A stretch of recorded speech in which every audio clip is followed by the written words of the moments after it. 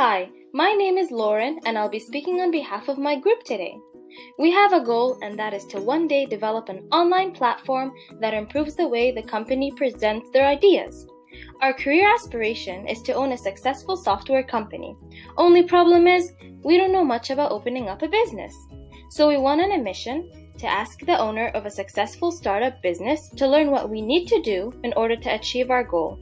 So, introducing the Van Valkenburg Communications, an Ontario corporation owned by Burke the Valkenburg himself since 1976. So, before reaching out to the owner, we decided to prepare in advance and do some background research. After checking out their website, we had a pretty good idea of what Burke's company offers. VVC specializes in audio and visual production. They also provide the services for event staging and live webcasting.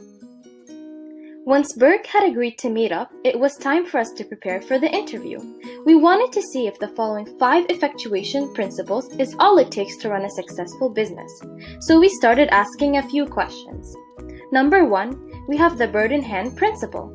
It's all about creating opportunities and performing actions based on the resources that are already available. Some questions that we came up with were about the owner himself, his values, and how he planned on adding value to his customer's life. Other questions that coincide with this principle were about what he knew, who he knew, and most importantly about what he already had that helped him start his business. For number 2, we have the lemonade principle, which tells us to expect surprises or setbacks and to take it as a learning experience instead of dwelling over it.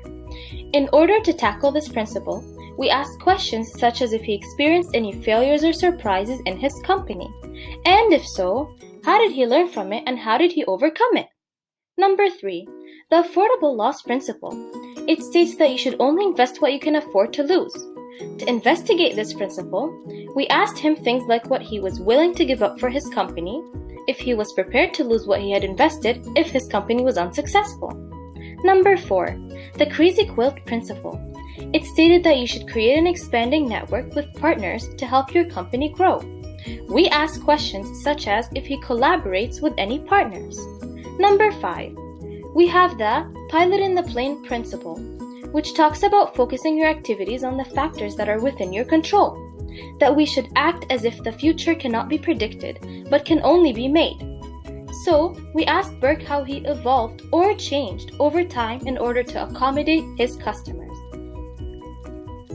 As we met up with Burke, we learned quite a few key lessons. We learned that it's pretty much impossible to run a business on your own. In relation to the bird in hand principle, Burke had first started using the resources he already had. He knew his father, who gave him a lot of support since he was an entrepreneur himself.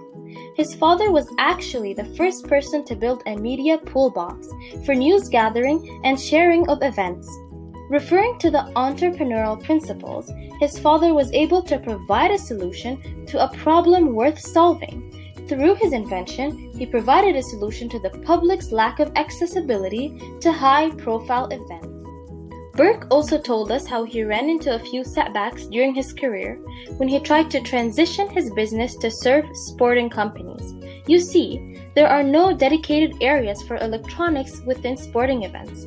This was a problem for Burke because he needed a safe place for his equipment to record the event. As a way to deal with the issue, Burke set up a tent near a power source to protect all their devices. Way to go, Burke! Life gave you lemons and you made lemonade. Burke supported the pilot in the plane principle since he constantly sought new innovations that kept him competitive in the market. He was the first to provide a live webcast in English and French.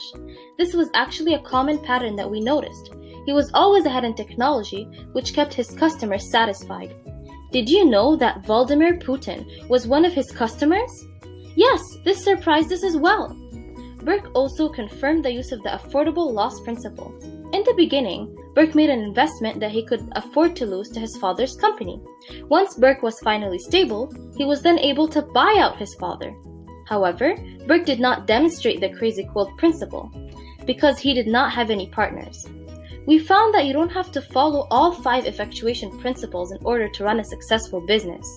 The 5 principles are there as a guide to increase your chances to build and sustain a stable and successful business. Thank you!